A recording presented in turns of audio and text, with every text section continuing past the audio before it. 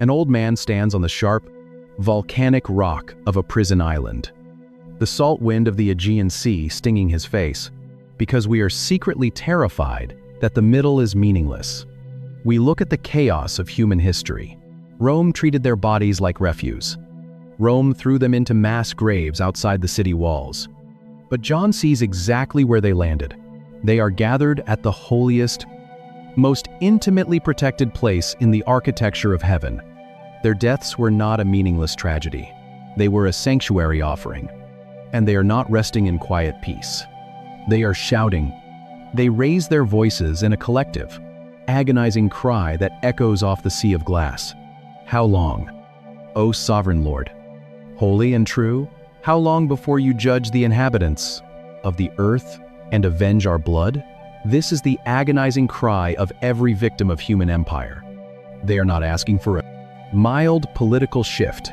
They are not asking for a quiet resolution. They are asking for the moral fabric of the universe to finally mean something. They are asking the judge of the cosmos to step in and stop the machinery of the horsemen. Heaven's response is breathtakingly quiet. God does not hand them a sword. He does not immediately hurl lightning at the Roman Senate.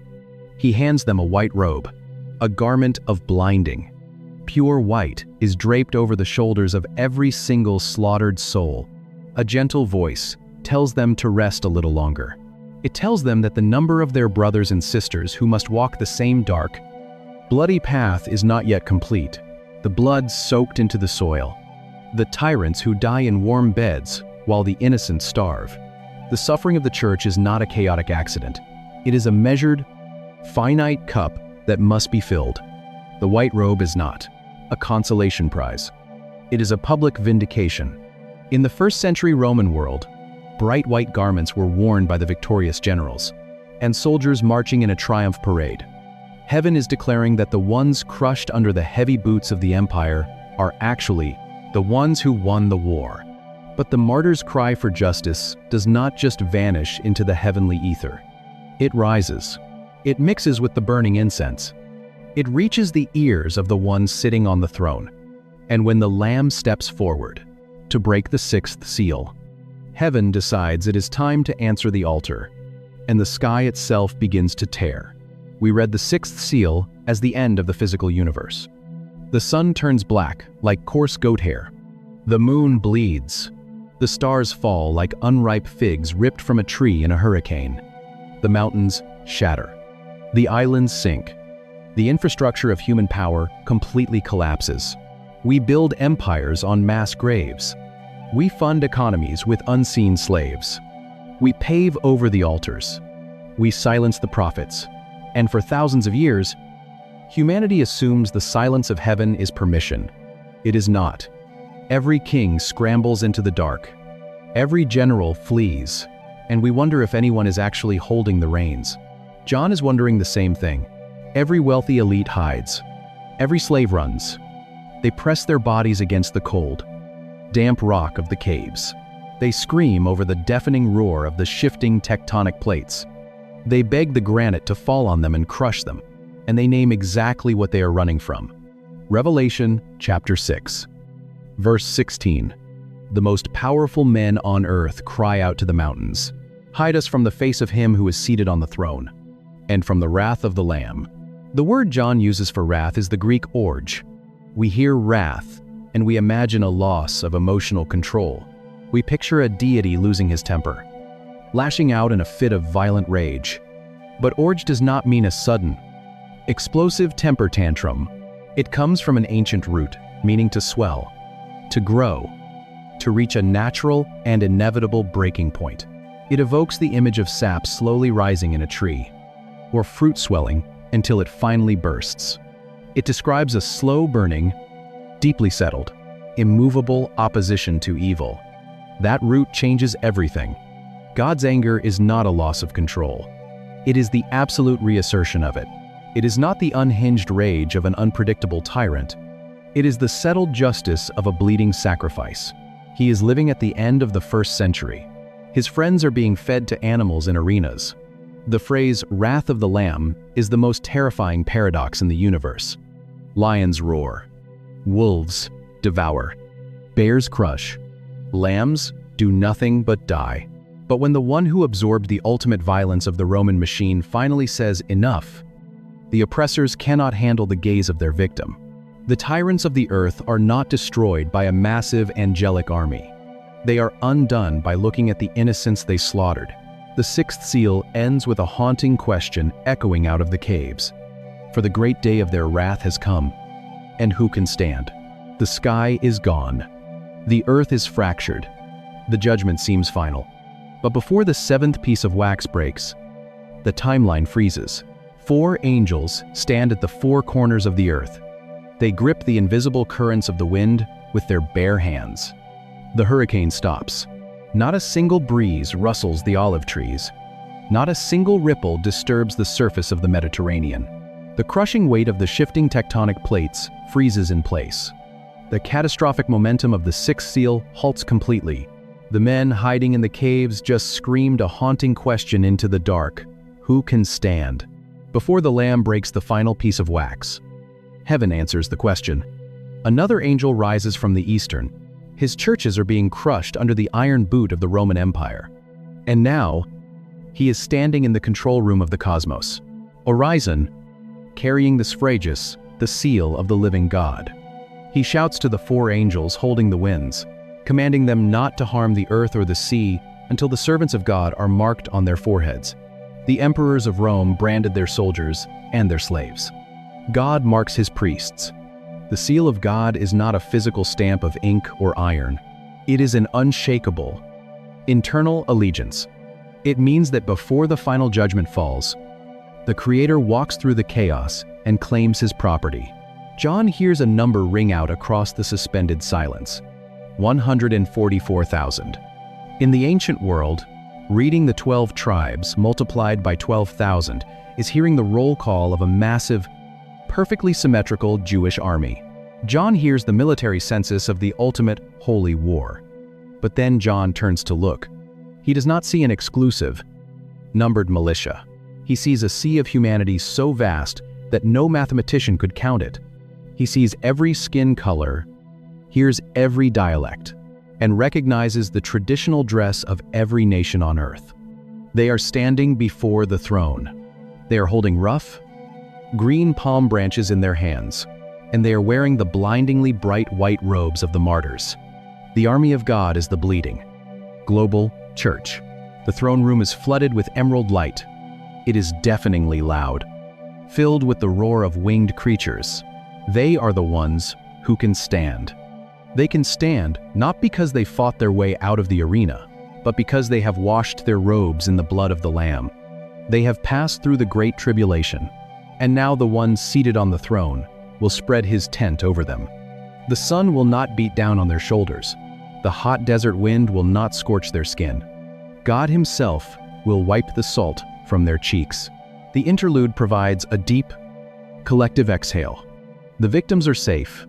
The inheritance is secured. Then John turns back toward the throne. The Lamb reaches for the heavy papyrus one last time. There is only one drop of red wax left. The climax of human history has finally arrived. But when the final seal breaks, heaven does something absolutely terrifying. The seventh piece of wax cracks. We expect the soundtrack of a blockbuster movie climax.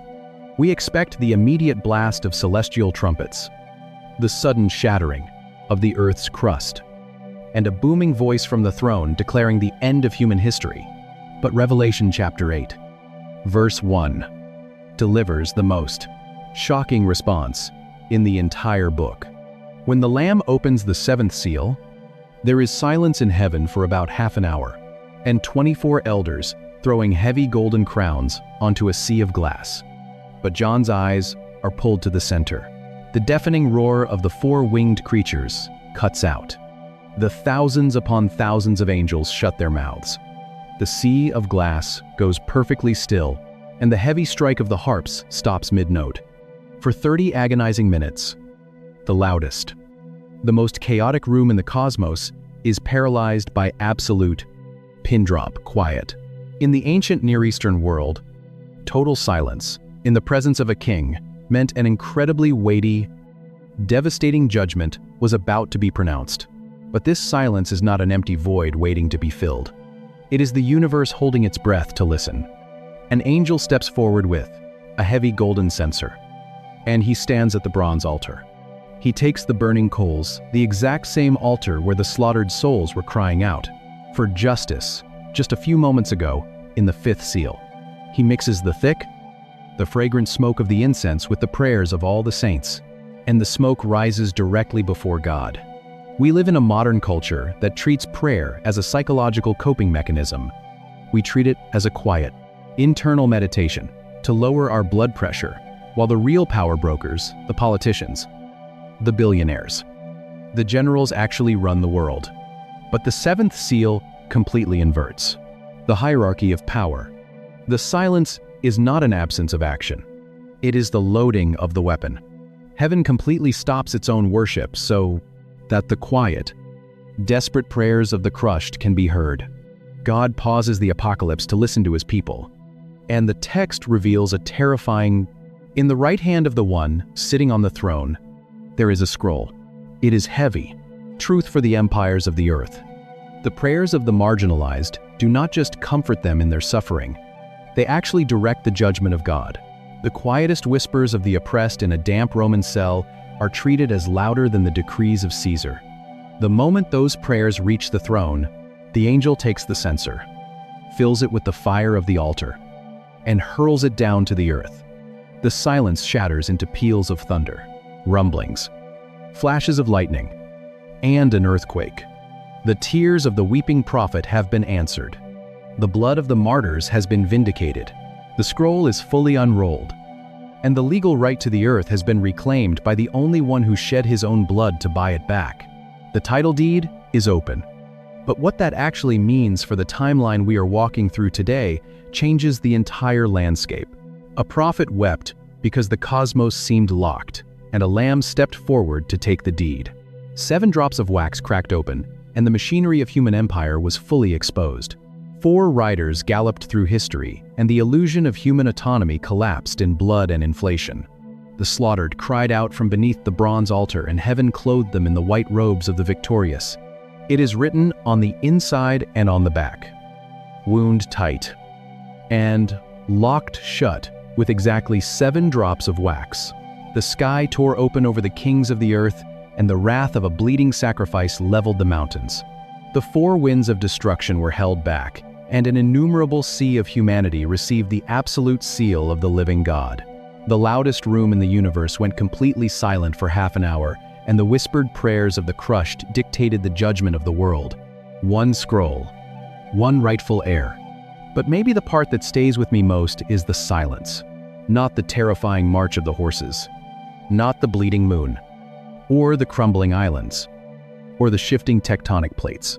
The silence. The idea that before the final piece of ancient wax breaks, the 24 elders stop singing. The golden harps stop playing. The entire infrastructure of heaven grinds to a dead halt, just to listen to the whispers of people who thought they were speaking to a void, in a damp, forgotten cell. If you are in a season where your prayers feel like they are hitting a bronze ceiling, if you are watching the machinery of the world crush the innocent, watching the merchants weigh their scales while people starve, and wondering if anyone is actually holding the reins, Revelation chapter 8 is a place to sit. A mighty angel steps forward, and his voice shakes the architecture of heaven. Who is worthy to break the seals and open the scroll? Your grief is not being ignored. Your cry for justice is not vanishing into the ether. It is being gathered at the base of the altar. It is mixing with the fragrant smoke of the incense. It is louder, in the throne room of the cosmos, than the decrees of whatever empire is currently standing on your neck. If this opens something in you, subscribe, leave a comment, even 1 word helps.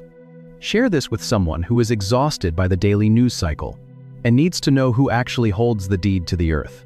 Pray for us as we keep digging into these texts, and may the God who pauses the apocalypse to hear the whispers of his people walk with you through your silence and show you that the title deed to your life is held in hands that have the scars to prove you are worth the ransom. He is not staring at the horizon. He is staring into a tear in the fabric of reality itself. And then, an agonizing silence falls over the sea of glass. No one steps forward. Not a prophet. Not an angel. Not a king. Not a single entity in heaven, on earth, or under the earth, makes a move toward the throne. The scroll stays locked in the right hand of God. John begins to weep loudly. The tears of this exiled prophet echo in the silence of heaven. He is not crying out of frustrated curiosity. He is sobbing with the suffocating grief of a man who just realized the universe might be a closed loop of unbroken pain. If the scroll does not open, the story does not resolve. If the scroll does not open, Rome wins. If the scroll does not open, the earth remains a graveyard. To feel the weight of this silence, you have to understand exactly what John was looking at. Because he is not looking at a religious book, he is looking at a very specific piece of ancient paperwork. And the secret to what happens next is hiding in the wax itself. In the legal architecture of the first-century Roman Empire, ink and papyrus were the invisible structures that held the world together. If you bought land, you wrote it down. If you freed a slave, you wrote it down. A door stands open in heaven, and what he sees inside makes him collapse to the stone floor. And if a wealthy citizen died, their final will and testament was prepared in a highly specific, legally binding format. A scribe would take a piece of papyrus and write the details of the inheritance. Then, they would roll it up, tie it with string, and melt hot wax over the knot. A witness would press their signet ring into the soft wax. But Roman law required a specific number of witnesses to execute a final testament. 7 witnesses. 7 rings pressed into the wax. 7 seals. Revelation chapter 5. Verse 1. John looks at the right hand of God and describes what he sees. He says he sees a scroll written within and on the back, sealed with 7 seals. The Greek word he uses for the scroll is the word biblion, and the word for the seal is sphragus. Biblion is where we get the word Bible. But in the first century, it did not mean a religious text. It meant a document, a certificate, a legal registry. And a sphragus was not a decorative stamp.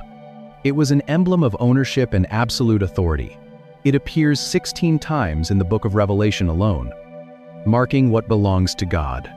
But the detail that changes everything is what John notices about the ink.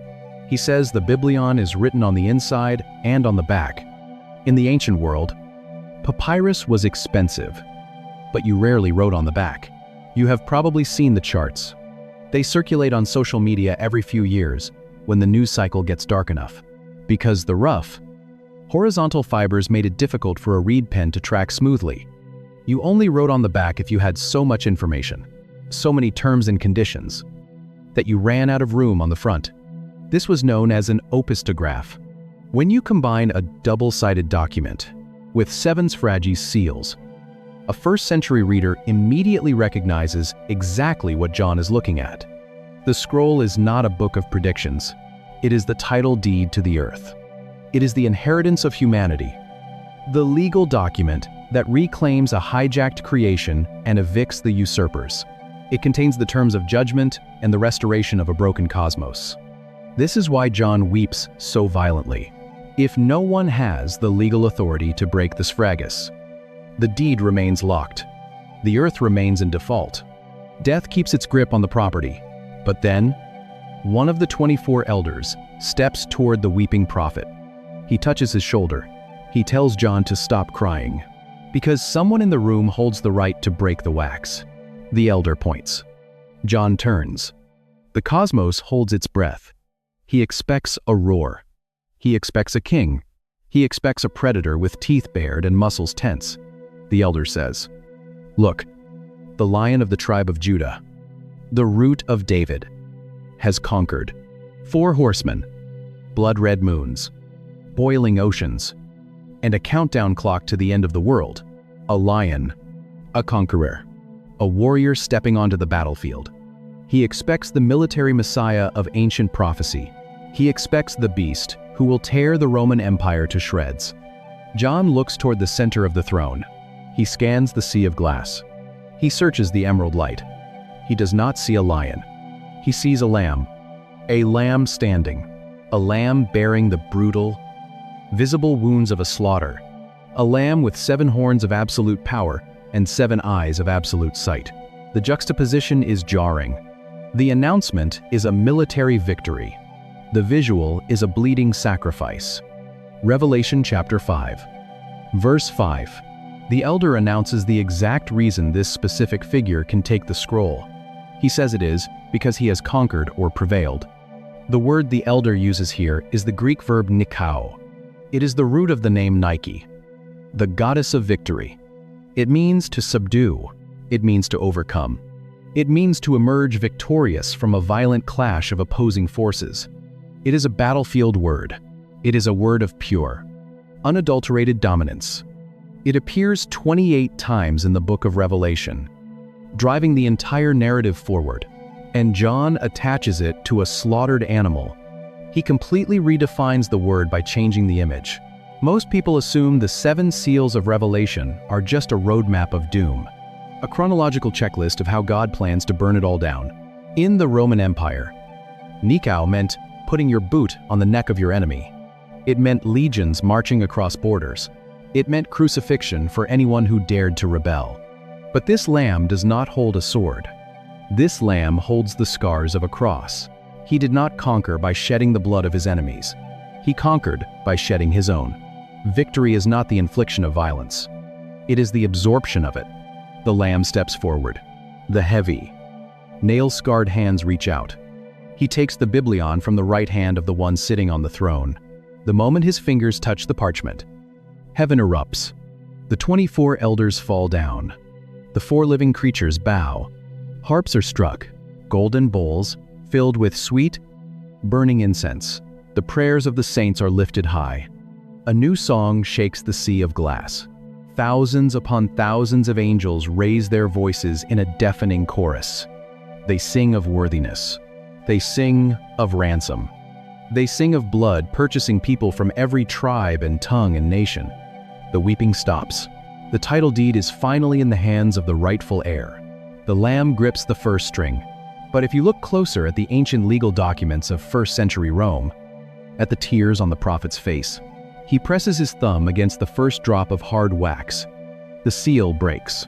But what rides out of that broken wax is exactly what makes so many people misread the rest of the book. For 2,000 years, these 4 riders have been painted on cathedral ceilings and etched into the margins of apocalyptic charts. We look at the bow, the great sword, the merchant's scales, and the creeping shadow of death, and we assume God is finally sending these terrors into the world to punish the wicked. We read the first 4 seals as a divine military offensive, a sudden pouring out of supernatural plagues designed to terrorize a rebellious planet. But if you pay attention to the historical context of the 1st century, the supernatural fades into something much more terrifyingly ordinary. The horsemen are not a divine invasion. They are a human diagnosis. When the lamb breaks the first 4 drops of wax, he is not handing the riders their weapons. And he is not introducing anything new to the earth. He is simply pulling back the curtain on the machinery of human empire. He is letting the scroll unroll to reveal the catastrophic, natural consequences. At what actually happens when the wax breaks, you start to see something that Doomsday reading completely misses. Of a world that refuses the rule of its creator. The first rider on the white horse holds a bow, the signature weapon of the Parthian Empire, the dreaded Eastern army that kept the Roman borders in a constant state of military anxiety. The rider on the red horse carries a great sword, but the Greek word here is machaira, the specific, short sword of the Roman legionary. It takes peace from the earth so that men slaughter each other in endless, bloody civil wars. The black horse brings the metallic clink of the merchant's scales. A voice announces that a single quart of wheat will cost a denarius. That is an entire day of backbreaking, sweat-soaked labor for one small loaf of bread. While the oil and wine, the luxury goods of the wealthy elite, remain completely untouched by the inflation. It is the systemic economic crushing of the poor. And the pale horse brings the sickly, green-gray pallor of a rotting corpse. This is what humanity does to itself. The march of these four riders does not end the world. It just exposes how the world actually operates. Conquest leads to war. War leads to economic collapse. And economic collapse leads to mass graves. God is not introducing the violence of the horsemen. He is finally allowing the violence of human autonomy to run its full, exhausting course. The seals are not a countdown. They are a retrieval. We are a species obsessed with how things end. The first four seals show us exactly what humanity does to the earth when left to its own devices. But the fifth seal shows us where all the victims of that machinery went. And what they are shouting from the ashes is impossible to ignore. The lamb presses his thumb against the fifth drop of wax. The seal cracks. This time, there is no horse. There is no rider. There is no sound of hooves striking the dirt. Instead, John looks down at the base of the golden altar in the heavenly sanctuary.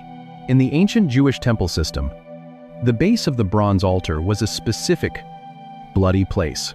When a sacrifice was offered, the priest took the blood, which the book of Leviticus says contains the very life of the creature, and poured it out at the base of the altar. It pooled on the cold stone floor. It was a holy offering. Now, John looks at the base of the altar in heaven. He does not see the blood of bulls or goats. He sees the souls of the slaughtered. He sees the men and women fed to wild animals in the damp sand of the arena. He sees the faithful tied to stakes and lit on fire to illuminate the imperial gardens. He sees the quiet, nameless believers who simply refuse to drop a pinch of incense into a fire and call Caesar Lord.